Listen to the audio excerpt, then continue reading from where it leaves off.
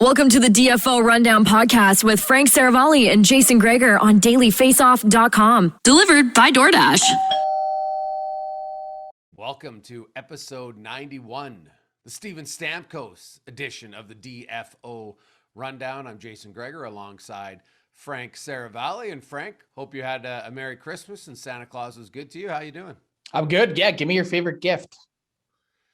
Well, my wife actually got me a new workout bench. I'm quite excited. Mine was older than dirt.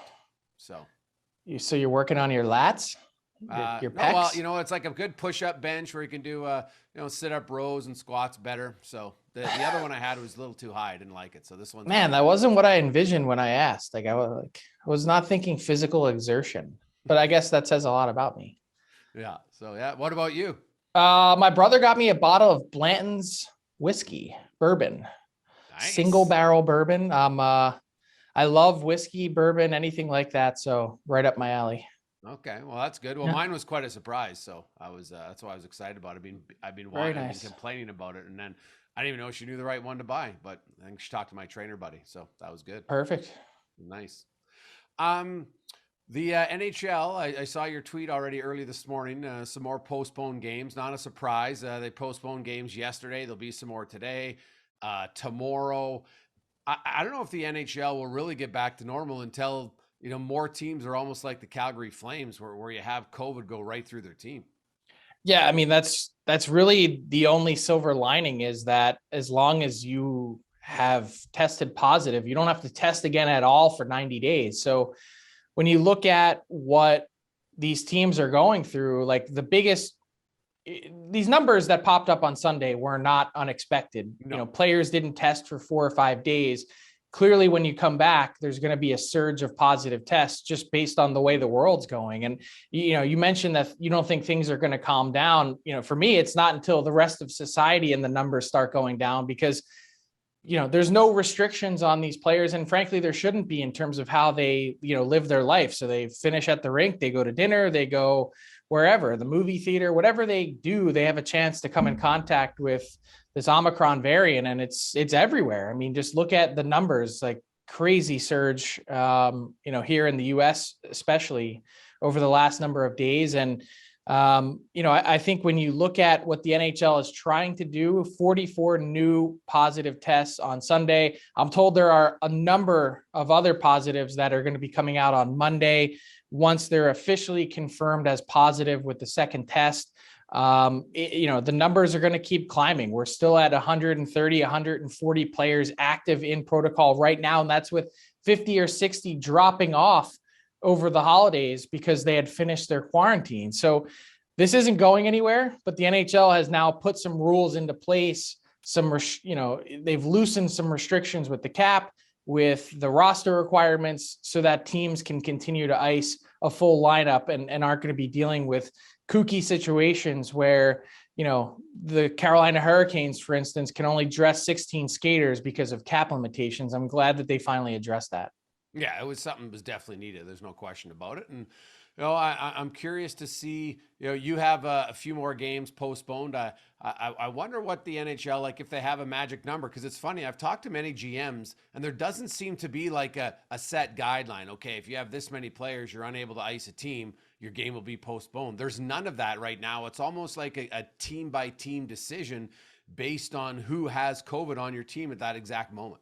But there's a lot that goes into it that people don't realize. I see fans chirp on social media, and it's fair to, because the situation isn't transparent, but not that it's anyone's business anyway. Look at certain teams, they have 5 roster spots to fill or 6 roster spots, but any of the players that they'd like to call up from the AHL that are on NHL contracts, those guys might also be positive in the AHL. So that's the part of the equation that not everyone is seeing. The AHL's numbers aren't kept, somewhere where they're easily accessible to understand exactly who has tested positive and who hasn't. That's one of the big drivers in this, is that they're just running out of bodies. It's one thing to say, hey, you can have this emergency exemption, but if you don't have the actual bodies to go fill the lineup, it doesn't really matter. So, certain teams, I guess my fear is that even if you have relaxed the rules as they did over the weekend. And some of it's temporary. This taxi squad that they reinstituted is only until the All-Star break. I think what you're ultimately going to run into is a competitive balance issue. Are we putting the best product forward, not just for a standings perspective, but also for a ticket perspective? Especially if you're in a Canadian market, you're paying big bucks. You're one of 50% of the people that get to see the game in the building.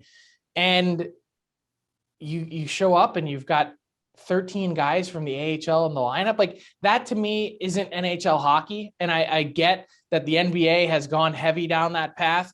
The Toronto Raptors the other day dressing 4 regulars. I mean, it's difficult. And I guess, with this situation, all hands on deck, you do anything you can to plow forward and keep going. But at what point, Jay, do you run into the problem where you're saying this isn't even NHL hockey? It's not even close to it. And we're charging people premium prices for it. Well, it's a valid question, man. As a season ticket holder myself, I can tell you, now I use it as a company, but still it's one where you want people to be able to go to a game where they feel like, like in Edmonton, if they have McDavid and Draisaitl dressed, the fans might be like, okay, as long as that's good. But the minute those 2 guys aren't there potentially, or one of them, the rest of the lineup will look a lot different automatically. And there's going to be a lot of markets like that. So it is one. The Montreal Canadiens, I know at this moment, are trying to figure out, they were one of the teams that their facility was closed before the holiday break. Last I checked, and I believe they're supposed to be heading to Tampa, they had something like between 7 and 9 regulars that were available to go on their trip. You're talking about a 23-man roster. Like, how is that fair? How's that fair for the team that picks up the 2 points against that team in that moment, that all of a sudden, here's a free and clear 2 points? Yeah. Well, the competitive imbalance is you want to hold the integrity of the NHL. And that's something that they're going to have to monitor very closely, because I think otherwise, right now fans would be more understanding of postponing games where there is a clear competitive imbalance, rather than just grinding through and pushing through to these games just to get them done and over with. And I know that you had spoke earlier about how, the draft is set and they've got all these dates. Well, guess what? If they have to, they can move them. They did it before. It's not ideal. I understand all that. But I do think you're onto something, Frank, and I've talked to other GMs, and that's the one word they talk about is integrity. You want to maintain an integrity standard that says this is still NHL hockey and it's still competitive balance. We know but it's completely subjective. That's the problem. And that's the issue that most people take with it. Is that there's not some magic or set number there to say, hey, if you're missing this many guys, you're not going to play. Yeah.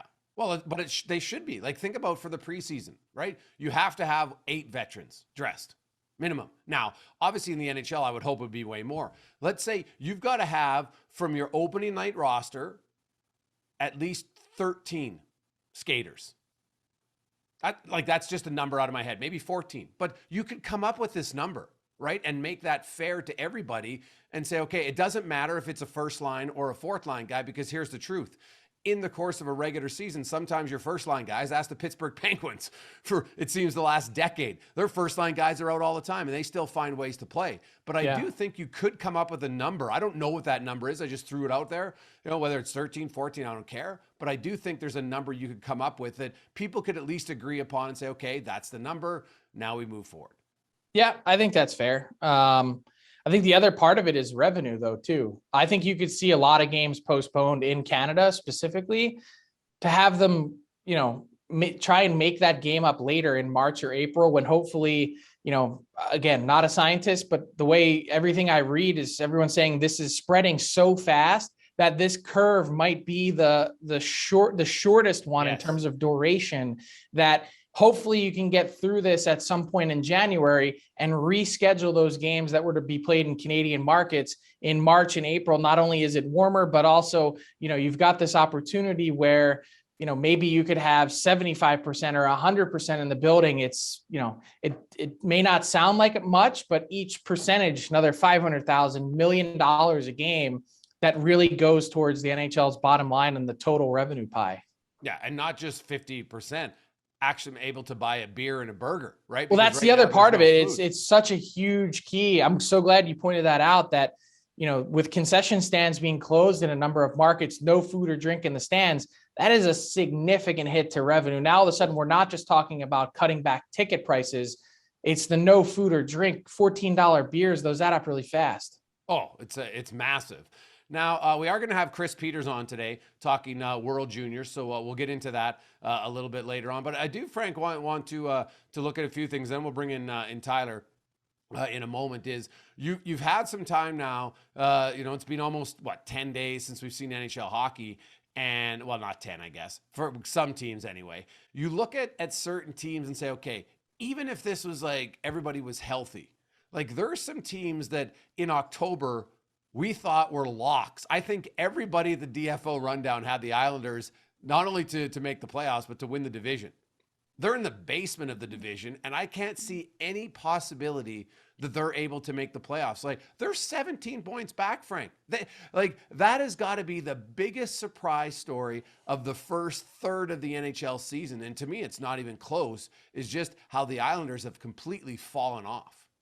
I'm going to disagree with you here. I know they can't score worth a lick. 57 goals this season, 10 fewer than anyone else in the conference, and that includes the Montreal Canadiens. They've given up 77, which is a playoff number in terms of goals against. No shock for a Barry Trotz team. Here's what I'm going to tell you. The Islanders aren't dead. It simply just comes down to games in hand.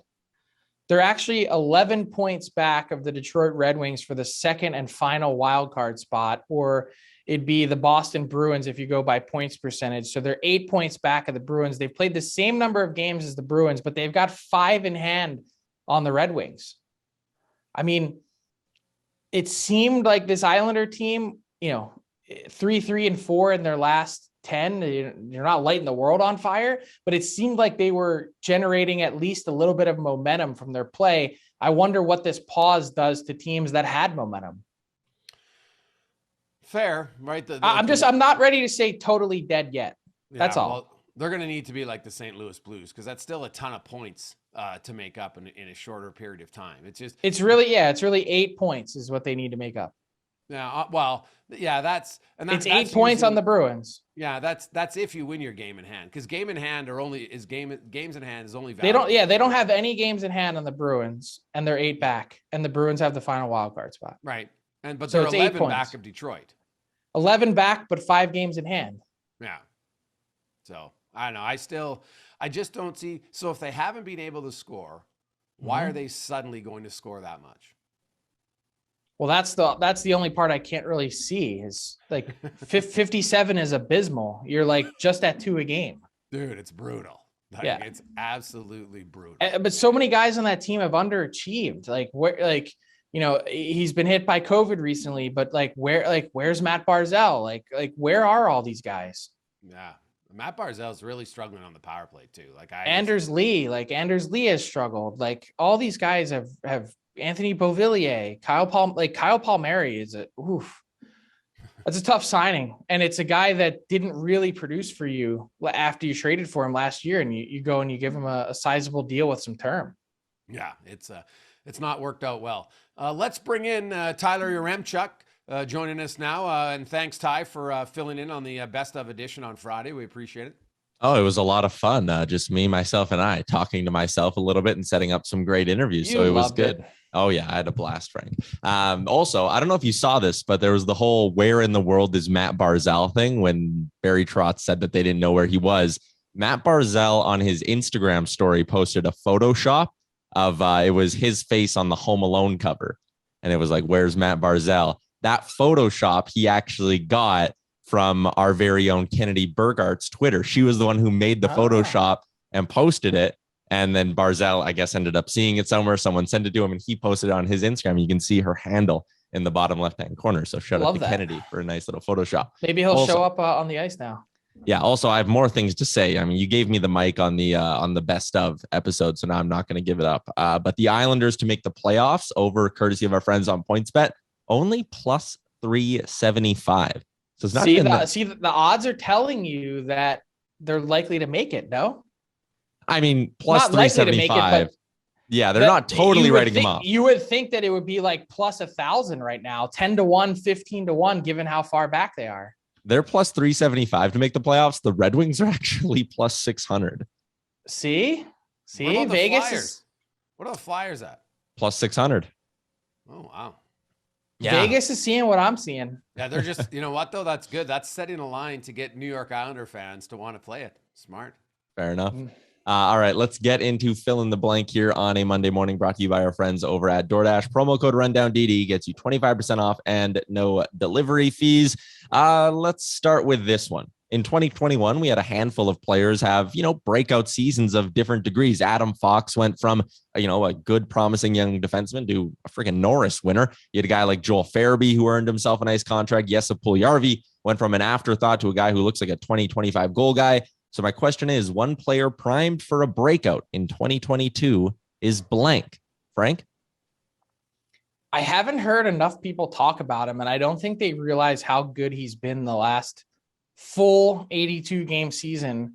And that's Pavel Buchnevich from the St. Louis Blues. 75 points in his last 82 games. Wow. That guy played at a 60-plus point pace for the Rangers last year, gets traded in the offseason because they can't afford him. He's been a point-per-game player this year for the Blues in a new home.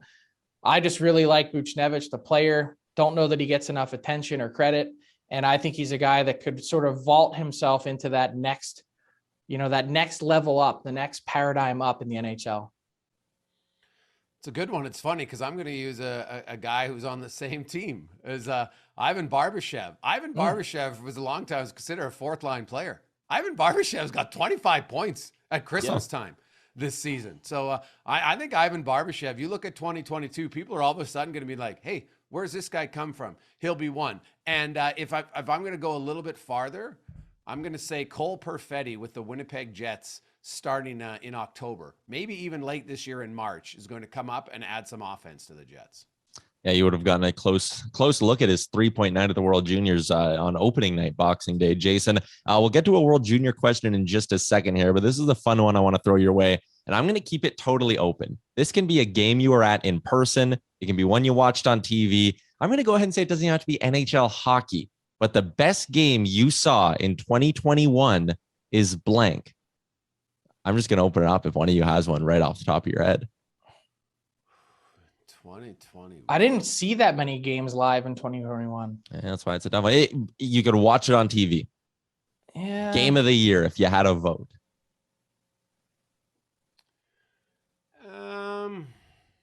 As I'm asking it, I'm trying to rack my brain around like, okay, what happened in the playoffs? What were the big playoff games? Yeah, it definitely wouldn't have been a live game. Like there's some individual performances I saw that were pretty good live, like David and Draisaitl, but the game itself, no. I'm going to go with,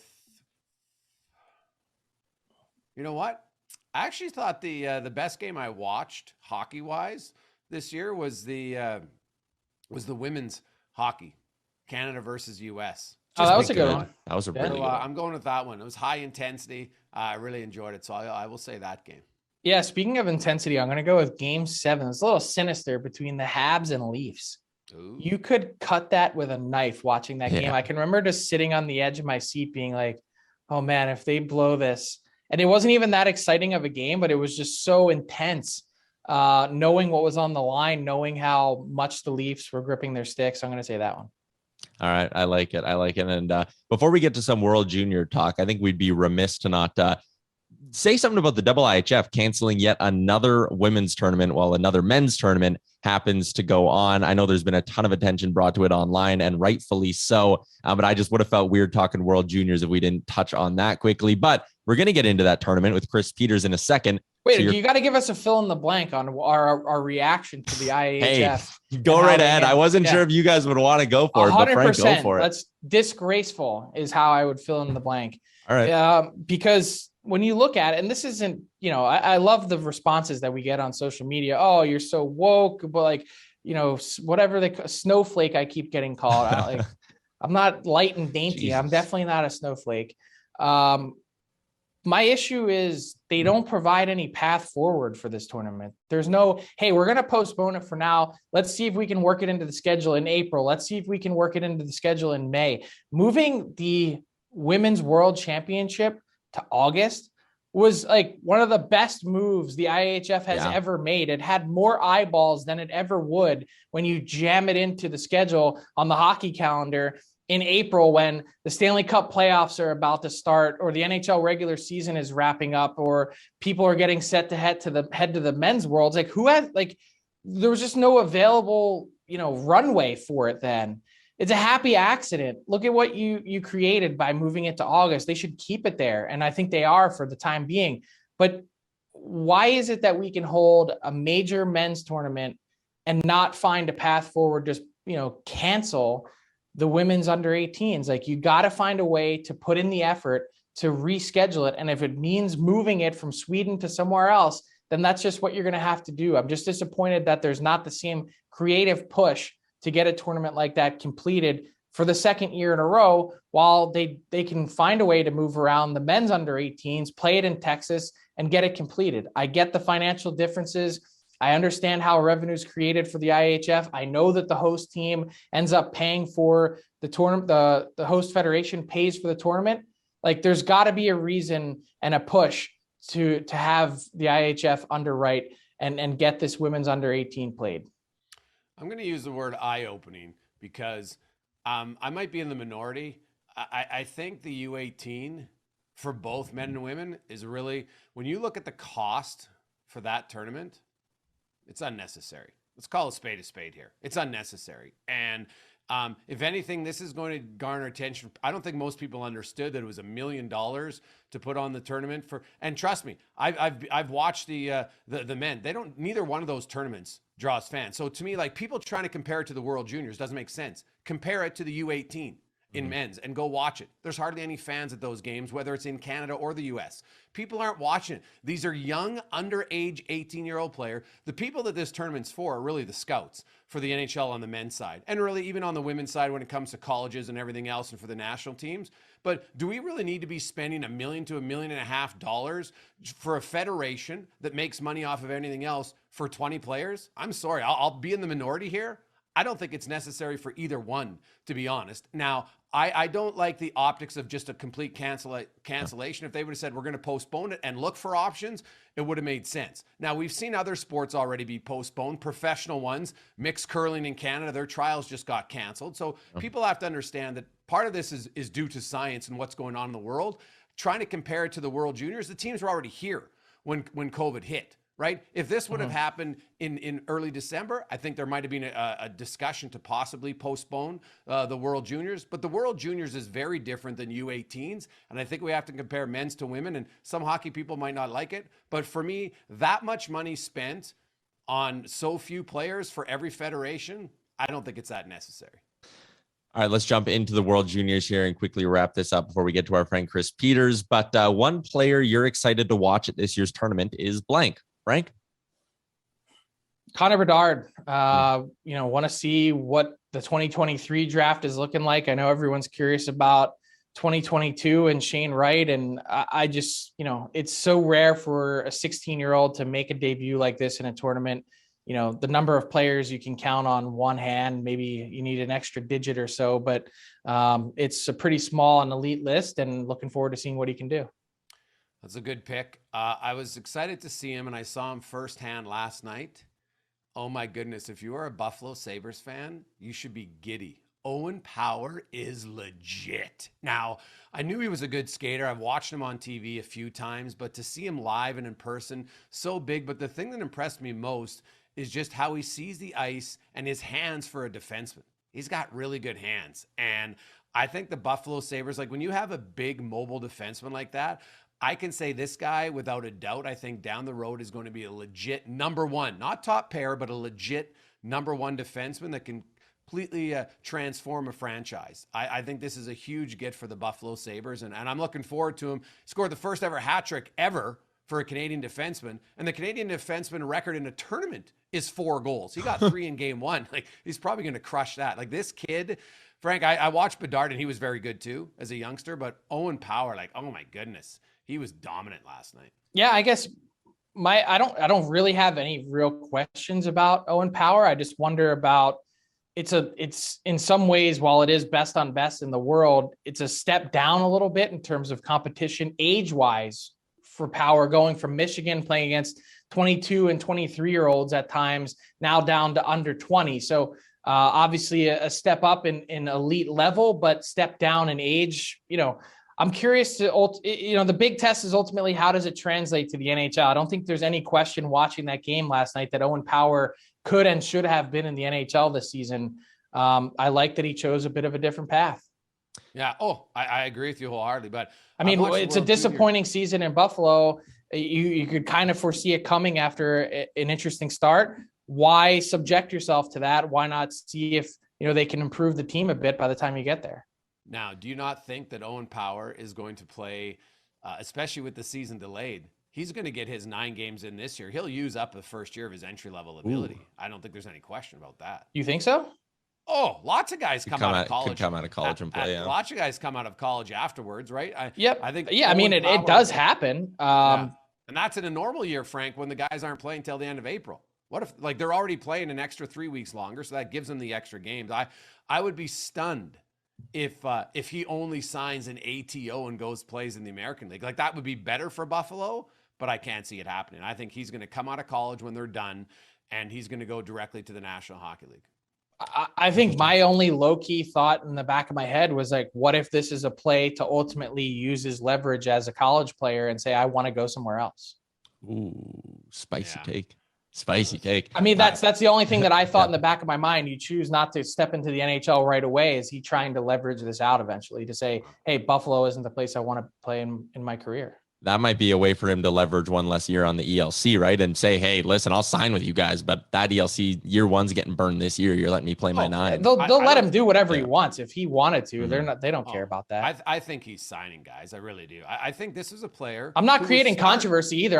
It was just a pure I had no reporting here. Just in the back of my head, just said, when I saw that, I was like, I wonder if he wants to see that, you got to remember at the time that he decided to go back to Michigan, the Jack Eichel thing was hanging in the air. No one knew what was happening there. How do they handle the Eichel thing? It seems like there's been way less turmoil this year. The guys really like playing for Don Granato, who, by the way, was tested positive for COVID-19. Sending our best wishes to him. If you think back to his career, 2019, he had a near-death experience with pneumonia. So certainly worry about Don Granato, asymptomatic to this point. But when you think of Owen Power, I think there was a lot of controversy surrounding the Sabres. He extricated himself from that and said, hey, I'm going to go play at Michigan for the year. That was the first thing that popped into my head. Yeah, he just reminds me of Eric Johnson, who was the number 1 pick in 2006, and he went to college for a year. I honestly think more players should look at Owen Power and that extra year of development, maintaining your confidence. He gets stronger at college. It's an ideal path. I honestly believe it. There's way too many teams, because some teams still can't help themselves. Look at the 18-year-olds. Who's making an impact at 18 in the NHL? They're so very... Well, look at Rasmus Dahlin. I was at his World Juniors and saw him play, and he wasn't quite as dominant as Power was in game 1, but he still stood out in a big way. And then you see him make the jump to the NHL, and he has played a lot of minutes, but has had not nearly the impact that everyone thought he would. No, it's hard to do, man. NHL's tough. NHL's really tough. Yeah. Another guy who looked really good. On anybody who's a teenager. Yeah. Simon Edvinsson in Detroit. The Detroit prospect looked good for Team Sweden. A really interesting question. We don't really have time because Chris Peters is coming up. But who will have the better blue line in 10 years, Detroit or Buffalo? Power and Dahlin, Seider and Edvinsson. It'd be a really interesting one. But anyways, that's going to do it for another edition of Fill in the Blank, brought to you by DoorDash.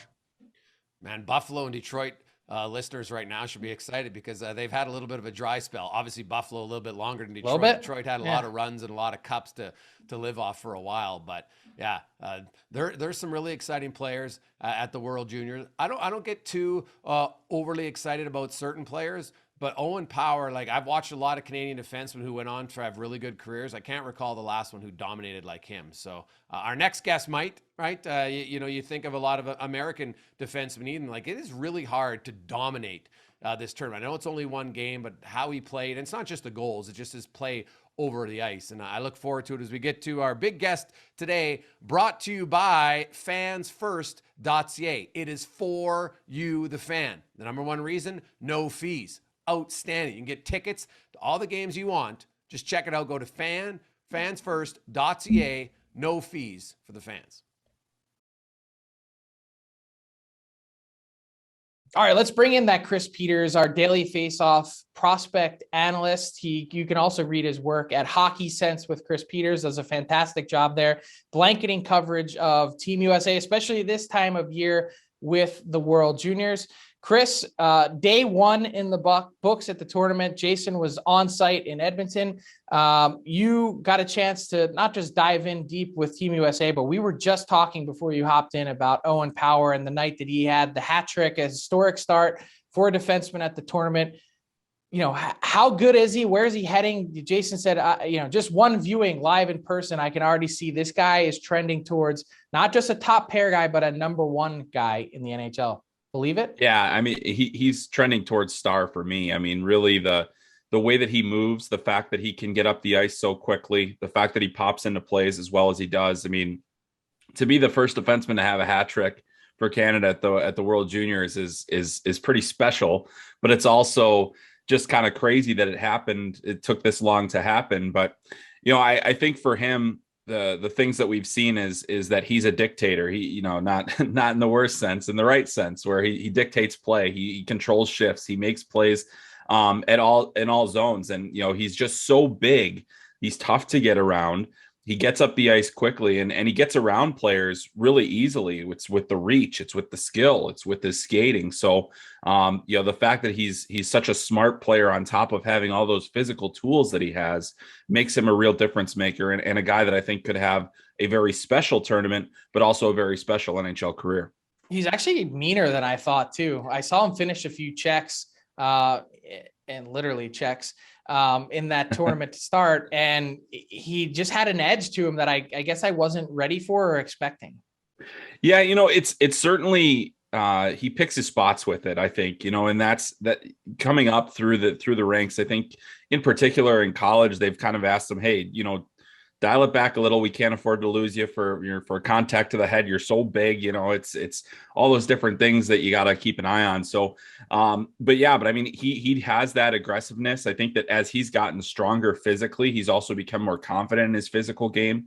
And he's such a quiet presence and he's so calm, cool, and collected. You don't expect that aggression out of him, but it's there. And he just knows when to use it. So I think, again, it just comes to the fact that he's such a smart player that you might not see it all the time. He's not going to take a run at a guy. He's just going to make a good, clean play, and he's going to make sure that he finishes his checks and does exactly what he needs to do to get the puck away from the other team. It's all about getting that puck and getting it up ice. Chris, I was driving home after calling the Canada game, so I didn't get to see the U.S. game. Give me your thoughts on their opening night performance against Slovakia. Yeah, it was kind of uneven. They had a rough start and a very dominant middle, and then kind of a tough end as well, where they didn't really play that well in the third period. I didn't think so. I think that's kind of the typical first game. I think you always have to take the first game with a grain of salt. All the players are still trying to get used to each other. They've only had one pre-tournament game. And I think that contributed to the slow start, but I think there were a couple of real bright spots. And one of them was Drew Commesso, the goaltender, who really kept them in when they were dealing with, basically they just didn't have it at the beginning. They didn't have their legs. They were a little hesitant. They took 2 penalties right off the bat as well. And so when Commesso came in or when Commesso started and just kind of gave them that real steady presence in the net, I think it gave them a lot of confidence to move forward in the game. And their power play scored 2 in the first period. Then they got there was only one 5-on-5 goal in the entire game by either team. But in that third period, Martin Chromiak, Kings prospect, really did a nice job of getting a couple of goals, one on the power play, one with the extra attacker. And that really made USA sweat. So I think that, if they could find a way to bottle whatever they had in the second period when they outshot Slovakia 23-2, if they can find that game, that's the one they want to have to play against Russia and Sweden in the preliminary round, because I think the effort today, or last night rather, would not have been one that would give them a lot of success against two teams like Sweden and Russia that have so much skill in their group. Well, those tournament games between the U.S., Sweden, and Russia, I think, are what a lot of people are looking forward to. It should be quite exciting. Now, I want to get your thoughts. Should Nashville Predator fans be remotely concerned 3 years in a row at the World Juniors, their top goaltending prospect, Askarov, like he got pulled after 40 minutes in game 1 against Sweden yesterday. What do you make of that? Or is it just a mental block for him at this tournament? Because his numbers leading up and after the World Juniors are a lot better. And then when he gets into the World Junior tournament, he struggles, at least statistically. Yeah, it's amazing. I mean, really, every other time you see him in a Russian jersey for any other tournament, it seems like he's lights out. And, he's got that to me is what, you got to hold on to a little bit is you take the full body of work for him and it's still very good. But yeah, the World Juniors, which is obviously the most visible to everybody that knows anything, that follows prospects. It hasn't been great. I think in this game against Sweden, I thought it was a mistake to pull him. Honestly, I thought that he had not played poorly enough to where his team, was going to have a chance to lose. I think it was really, an aggressive play and I think a desperation play from Sergei Zubov right off the bat there, and it sends a bad message to your goalie that you've lost confidence in him. And two of the goals against were screens on power play. I think one, he definitely could have fought the screen a little bit better, and that would have helped him. On the shorthanded goal against, his stick, his stick was there, but he didn't have a good enough grip on it, and it went through the stick and in, which was very strange to see because you don't see many goals like that against a top level goaltender.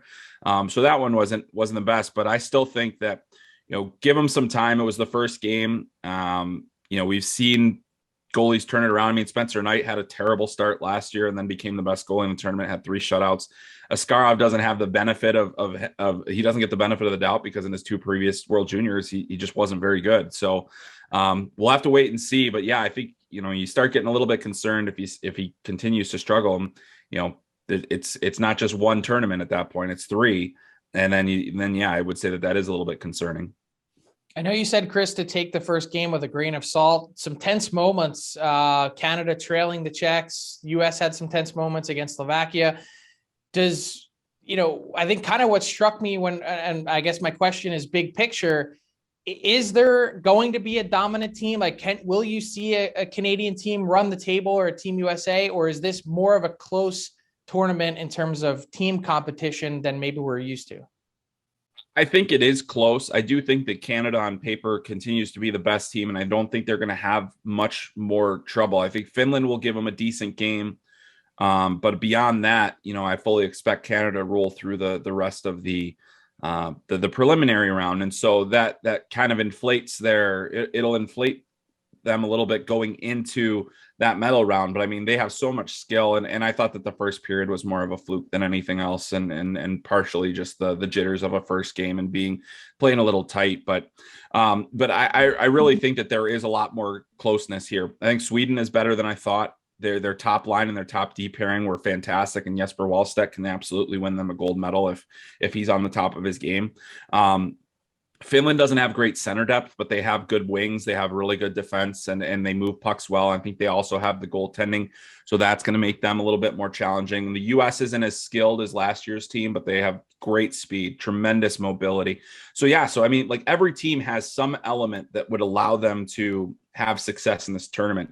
So I don't think anybody's going to run away with it. But at the same time, as I watch all of the teams, the one that obviously popped the most was Canada, and the depth that they have, the fact that Connor Bedard was able to play his way into a bigger role and be a factor in that game, the fact that Owen Power is looking like an all-world defenseman. I think we'll see. Dylan Garand didn't have the best start, but it wasn't, he got the win and settled in after that tough first period. So, there's a lot of question marks left for every single team here, but I do think that there's closeness in terms of each team has some element that could give them a chance to win the gold medal in this tournament. And I even think you look at Slovakia and the Czech Republic, they're far better, than the teams are towards the end of the tournament usually are. And even I thought Germany played well. So like you'll have to, there's no easy games here. Maybe we'll see what Austria and Switzerland and then Germany throughout the tournament can do, but there really aren't games where you can take the night off for sure. Mm-hmm. You mentioned I just had another big picture question. Sure. Just as you're writing and watching prospects specifically in this year where there is, sort of the split between the 2022 and 2023 guys, how do you manage that? How do you, get to all the viewings you need to see? How do you watch all the guys you need to see for 2022 while also keeping an eye on the 23 guys? Yeah, it's always a balance. And I think that you have to really focus on the 2022 guys because that's the here and now.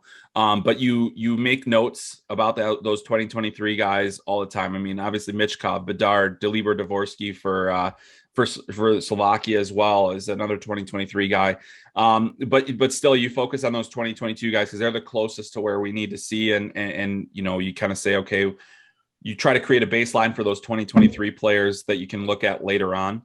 But I would say, really it's been super easy to focus on the 2022 guys because most of them are playing pretty significant roles. You look at Shane Wright and Logan Cooley. Unfortunately, the Czechs lost David Uramchuk to injury. That could be a huge, huge loss for them.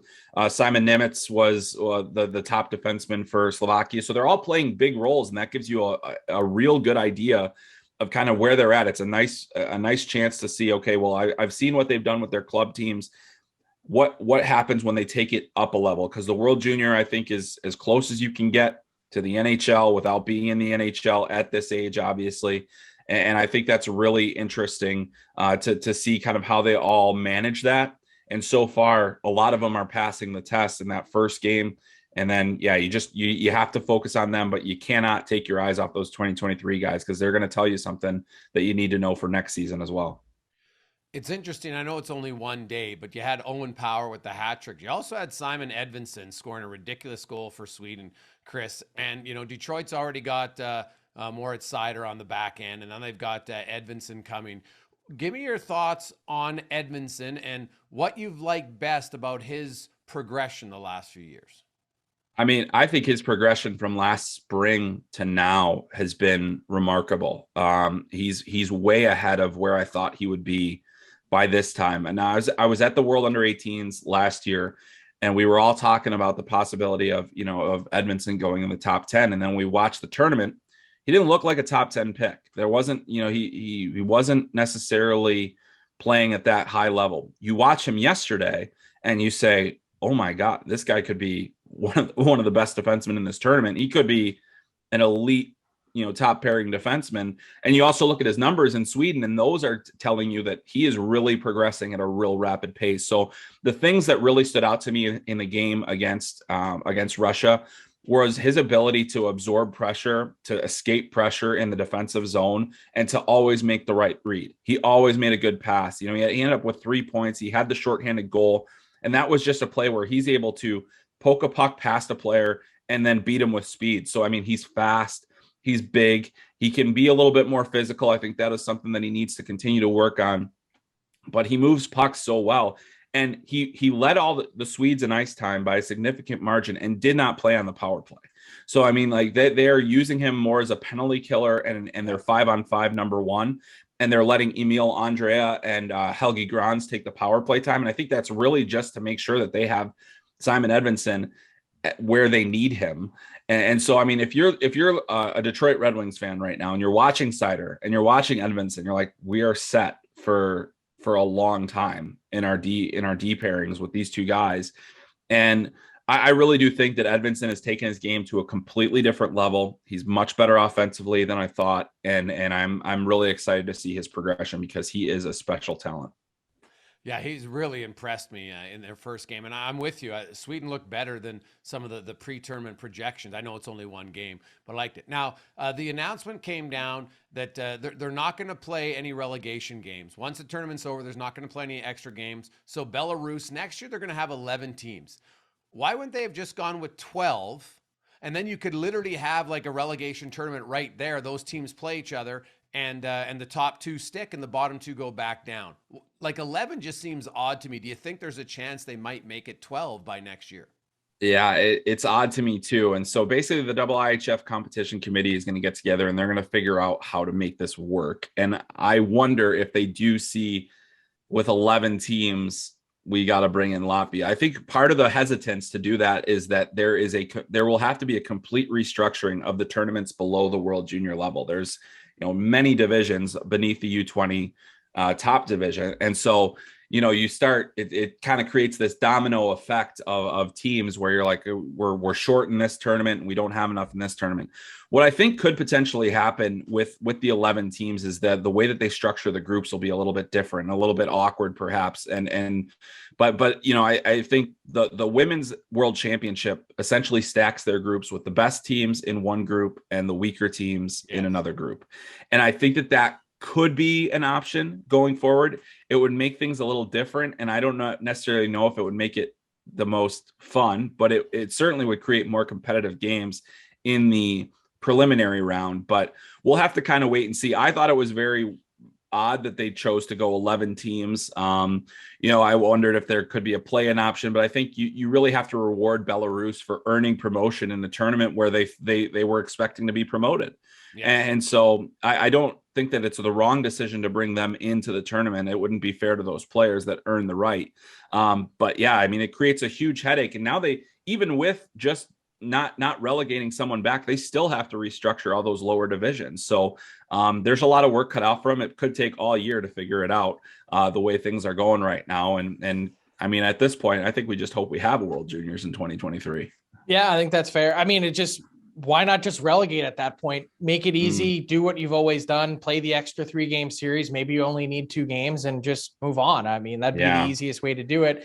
I also get the idea of patting on the back the teams that have sort of been through this challenge in the bubble the last couple of years to say, hey, you've done what isn't easy to do. Bring your team here knowing you're likely going to get shellacked. You go into the bubble, you quarantine, all those different things. There should be maybe a little reward for that. So I get why they did it. Wanted to ask you, who are you, most interested in seeing in terms of, additional viewings? Who do you want to get more eyes on that has really caught your attention to this point? Yeah, I unfortunately, one of the guys I really wanted to get more viewings on was David Uramchuk with the Czech Republic. And it looked like he got injured and may not be able to play. And if that's the case, that's a real shame for the Czechs. But, just seeing him at this level is a treat. He plays, domestically in the Czech league. He's been one of the best defensemen for his age there ever, essentially. So wanted to see more of him. I've seen him before. It's not like I, will miss viewings of him. But I just thought it would be great to see him play more. I think I also want to see more of Shane Wright. I want to see him dictate a little bit more. I want to see him take control. I think that first game was a good getting his feet wet. He was involved. He made some plays. But let's see what else he can bring to the table here. Because you see those young guys with the older players, and it really makes you like, wow, he's got to go here. He's here. He's got to go. He's somewhere in the middle. Now he's got to get to that next level just to see. But I mean, that's why I love this tournament, is there's a lot of mixing and matching.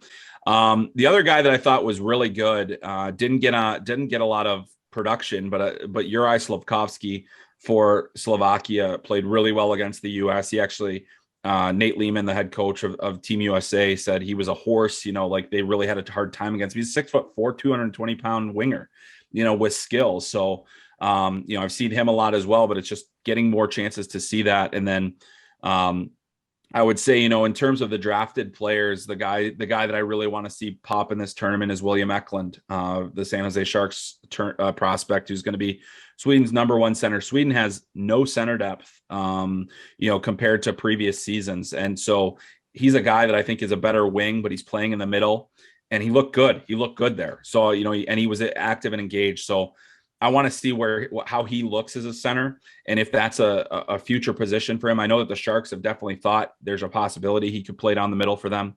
So that's a long list of many players that doesn't even begin to scratch the surface of the guys that I'm really interested in seeing here. Last one for me, Chris. Before we play a little rapid fire, tell us what you're going to be producing content-wise, not just on Hockey Sense, but also on Daily Faceoff throughout the tournament. Yeah, well, just I'll be having daily recaps, and since the games are so late, they'll likely come out in the morning the following day. But it's just really short recaps of the games. But then I'm going to talk about the players that I really liked that day, some player analysis, and also news and notes from around the tournament. So you're going to see that after each day. And it's just a way to kind of get you caught up on the World Juniors, but then also to give you a status report of some of the top prospects playing, both draft eligible and drafted. So I think, it'll be a different amount of prospects every day, but I'll tell you, it's going to be more than a couple. So, we're going to try and have a lot of copious notes there to give you an idea of how players are playing and what they did well in these games to kind of let you know what's going on there. And also plenty of news every single day from the World Juniors that we want to make sure that you're caught up on Daily Faceoff. Awesome stuff, Chris. We're playing rapid fire. You know the rules. Got to answer the questions. We'll have a little bit of fun. So, looking at these two stars from Russia and Canada, who do you ultimately think is the top pick in 2023? Well, I think it'll be Connor Bedard, and I'm not sure that it's on merit, but because Michkov, I'll tell you what, they're both incredible players, but Michkov's brain is at a different level than I've ever seen it for anybody of his age. The way he anticipates, the way that he finds ways to score, his understanding of offense, and just his understanding of the opposition. It doesn't matter if he never played against them. He just knows how to play the game. Connor Bedard, physical tools wise, I think he's a little bit of a better skater. I think he's got a better shot, actually. But I think that the difference is that Michkov's under contract until 2026. Mm-hmm. That's a real tough ask if you're picking number one. I think Connor Bedard is at a level where you say, okay, it's not so much different that I have to pick Michkov. But let's say Michkov scores 40 goals in his draft eligible season in the KHL, and you're like, maybe it is worth the wait. So I think that they're both exceptional players. Bedard probably gets picked, but Michkov he very well could be the best of the two. Okay, the Michigan forwards, they got a lot of them all drafted at the top. Who do you think has the best immediate impact in the NHL when they get there of the forwards? Of the forwards, I think it's Matty Beniers. I mean, he just impacts the game in so many different ways. I love the way that Kent Johnson plays, his skill and everything. He's a completely entertaining player. But you watch Matty Beniers, and it's not, he has the skill, he has speed, he's tough, he's a great two-way center. He plays in all situations and is a guy that I think just knows what he needs to do to win. I think he's the kind of player that helps you win hockey games in more ways than one. So, I think Kent Johnson is going to be a big time producer over the course of his career. Mackie Samoskevich has got a lot of jump. Thomas Bordeleau, who's not here, is an incredible playmaker and a brilliant face-off man. But I think if you're looking for a guy that impacts the game in more ways, Matty Beniers is the guy for me. Which 2022 draft eligible player are you most disappointed isn't at the tournament? Ooh, boy, I would have to say, man, that's a tough one, because I think oddly enough, I mean, most of them are here, so that's pretty solid. I would say, oh man, yeah, you got me on this one. I think I was wondering if the U.S. was going to have Rutger McGroarty, who's a big forward. He's a good two-way guy. Really solid shot and has produced very well for the under-18 team this year. Didn't get invited. Yeah. Great name. He's got a lot of good elements in his game. I think that he has something that could have helped USA in this tournament. I don't think it's necessarily a shock or wrong that he isn't here. But that's a guy that I think people need to know about more, because he's a big guy. He's got some power elements, and we'll have to wait and see. Matthew Savoy was lighting it up in Winnipeg. Didn't even get invited to the camp for Canada. Now you've got Ray Ferraro for a long time, and you look at does Matt Savoy take this as the ultimate bleep you and turn it up even more here in the second half, or do you think it was warranted?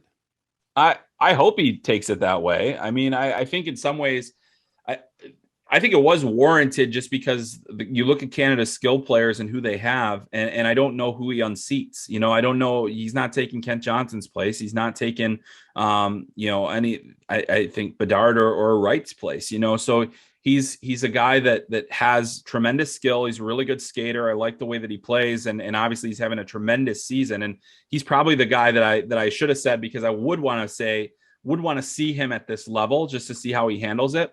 But I also think that I didn't find that as shocking that he wasn't on the team. I think it would have been nice to see him in camp just to see how he stacks up against those guys. But I didn't think it was that big of a slight. So he's a guy that you absolutely have to watch the rest of the year.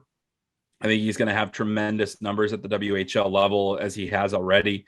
And having watched him in the USHL last year, which is a league where it can be a lot tougher to score, I think he really found his way over the course of that season. And watching him, it's always interesting to watch a player progress, and he progressed in such a way that, I was like, hey, he's back on track. He's going to be able to, he made the right decision to go to a place where he could play a full season. And now he's got that opportunity to be a dominant player in the WHL. I think he'll be a very high pick in the 2022 draft. Now, this one might be very difficult because it's tough to remember where you ranked every player. But do you recall where you had Ronan Seeley ranked at the 2020 NHL draft? He ends up going in the 7th round, 208 to Carolina. And now he's in the top pair for Canada a year and a half later at the World Juniors. What's happened to Ronan Seeley, who's the first ever player from Olds, Alberta, to play for Canada at the World Juniors? Yeah. Well, it's easy to remember because I didn't rank him at all.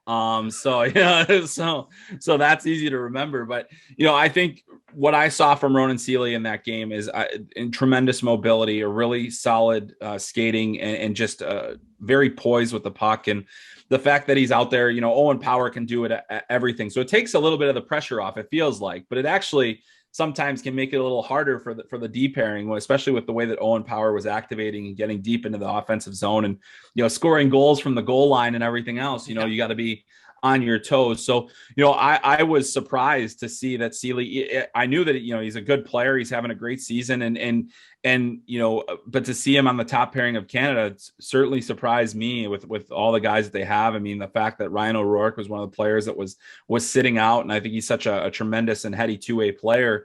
I think it says a lot about Ronan Seeley's development and what he's been able to do with his game. And certainly doesn't look like a 7th round prospect. And if you're playing on the top pairing for Canada, it says that a lot of us missed, and I am among them. To then not ashamed to say it, because definitely did not have him on my list. Well, you know what, Chris? Hey, it's tough to evaluate 17-year-olds and 18-year-olds. So yeah, exactly. I'm curious though, what's advanced so much, because you weren't the only one. I talked to a few other guys and they're like, dude, I didn't even have him rated, and man, I missed on that one. What's changed so much in the last year and a half for him? I think it's just kind of really generating more offensive presence, being more confident with the puck on his stick, and knowing how to use his skating. I don't think that his skating ever really popped to me the way that it has in this tournament so far, and that he's such a smooth operator with the puck on his stick. I think the skill is there, and that is helpful, but the confidence factor is so big for these guys. And I think that's one of the things that can really grow the most. And if it does, if a player is not going to grow physically much more, got to get that confidence up, got to make sure that they have good decision-making and good hockey sense. And I think that he's done that. Now, defensively, I still think there's room for improvement. I think there were a couple instances in that game where he got caught a little bit. And certainly that's been true at the WHL level as well. But overall, when you got a guy that moves like he does and can make plays like he does, that gives you a lot of confidence in a guy that from where he's at now versus where he was before. Well, Chris, we always appreciate it, man. I look forward to your daily updates at dailyfaceoff.com, and we'll enjoy it, and all the best in the new year. All right. Thanks a lot, guys. I love that you threw out the Olds Alberta reference there. I was just thinking back to some guys I've covered in my career. The legend Jay Rosehill that I intersected with once upon a time in Philly, an Olds Alberta native. Yeah, well, you know what? That's pretty cool, man. You're the first kid to represent your town at the World Juniors. That's a pretty big deal. And there's not many 7th rounders you see at the World Juniors for Canada or the U.S. It just doesn't happen because they have such deep programs. So Ronan Seeley's definitely, I think, he's another great example for any kids who watch this tournament. Don't get upset. Don't think that somebody overlooked you. And Seeley admitted it was really hard for him at that draft, and just kind of took him a while to get over it, but he's used that as good motivation. And obviously he's played great so far for Canada up in the top line. So I look forward to this tournament, Frank. It's fun being there live, watching the games. I know we were talking with Chris off air about the camera angle. And so my apologies to all the American viewers. That's a tough one. And those prelim games that camera angle is a little dicey at times. So hopefully it improves for the final few games. It's still World Juniors around the holidays. Beats just about anything else, especially with another night of no NHL hockey. Yeah, well, hopefully the NHL, we get some games, Frank. We'll watch your Twitter to see if there's any more cancellations and postponements of games. Until then, have yourself an awesome week. And I think actually we're going to have another best of on Friday. So, Frank, Happy New Year. All the best to you and your family, and to Tyler and to all of our listeners. We appreciate you listening to the pod, and we'll talk to you in 2022.